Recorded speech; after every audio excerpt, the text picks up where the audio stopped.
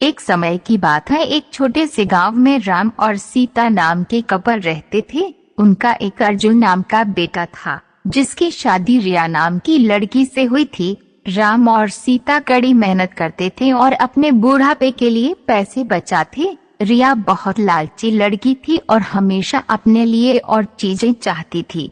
जैसे जैसे साल बीतता गया, रिया का लालच और बढ़ता गया। वह अपने पास रखे चीजों से कभी संतुष्ट नहीं रहती थी। वह हमेशा अपने सास ससुर से महंगे तोहफे मांगा करती थी और उनके बचाए हुए पैसों में से भी कुछ हिस्सा अपने लिए मांगती थी। राम और सीता बहुत ही अच्छे पेरेंट्स थे, इसलिए उसकी सारी जरूरतों को पूरा करते थे ताकि परिवार में शांति बनी रहे। वह अपने पति अर्जुन के ऊपर भी दबाव डालती थी कि वह अपने माँ बाप से पैसे और संपत्ति मांगे।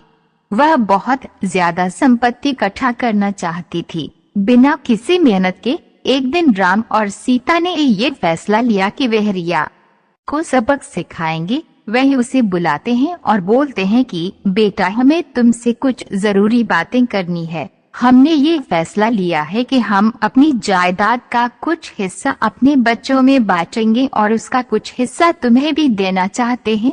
रिया खुशी से झूम उठती है क्योंकि वे हमेशा से यही चाहती थी, लेकिन राम और सीता के मन में कुछ और ही चल रहा था। उन्होंने एक पत्थरों से भरा हुआ बैग उसे दे दिया और बोला, बेटी, ये तुम्हारे हिस्से की संपत्ति है। रिया उस बैग को देखकर गुस्सा हो गई। उसने उस पत्थर से भरे हुए बैग को जमीन पर फेंका और जोर से चिल्लाते हुए बोली कि मेरी मजाक उड़ाने की तुम्हारी हिम्मत कैसे हुई? मुझे पैसे चाहिए, ये पत्थर नहीं। राम और सीता ने शांत तरीके से उसे समझाया और बोले, रिया, सच्ची संपत्ति सिर्फ पैसे और चीजों के बारे में नहीं है। ये प्यार, दया और जो कुछ भी तुम्हारे पास है उसके लिए आभारी होने के बारे में है। हमने हमेशा तुमसे प्यार किया है और तुम्हारी देखभाल की है और यह पैसों से भी अधिक कीमती है। रिया को एहसास हुआ कि वह लालच में कितनी अंधी हो गई थी।